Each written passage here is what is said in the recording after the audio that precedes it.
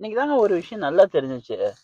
இது ஆக்சுவலா நமக்கெல்லாம் Facebookக்கு, WhatsApp இந்த மாதிரிலாம் இருக்கு இல்லையா? இதே மாதிரி மார்க் புக்ன்னு ஒண்ணு இருக்கு.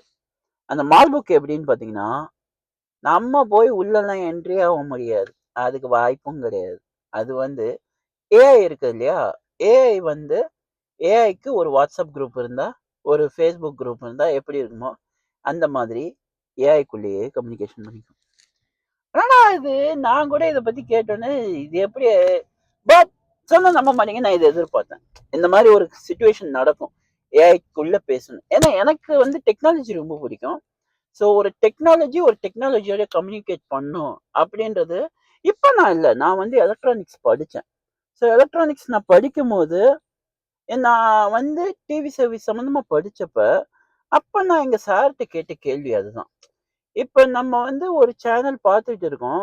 அது திடீர்னு ஒரு போர் அடிச்சுதுன்னா, நமக்கு அத சேஞ்ச் பண்ணணும்னு ஒரு கியூரியாசிட்டி வருதுல்ல. அதே மாதிரி இந்த ரிமோட்டுக்கு தோணுமான்னு கேட்டிருக்கேன். பட் விளையாட்டா இருந்தாலும் இப்ப அந்த ரிமோட்டே பண்ண ஆரம்பிச்சுரும் போல. இத பத்தி லென்த்தா ஒரு வீடியோ பண்ணணும்னு நெனைக்கிறேன். இன்ட்ரெஸ்ட் இருந்தா கமெண்ட் பண்ணுங்க. நான் அத பத்தி பேசுறேன். இன்னும் டீட்டெயில் தெரிஞ்சுக்கிட்டு பேசுறேன்.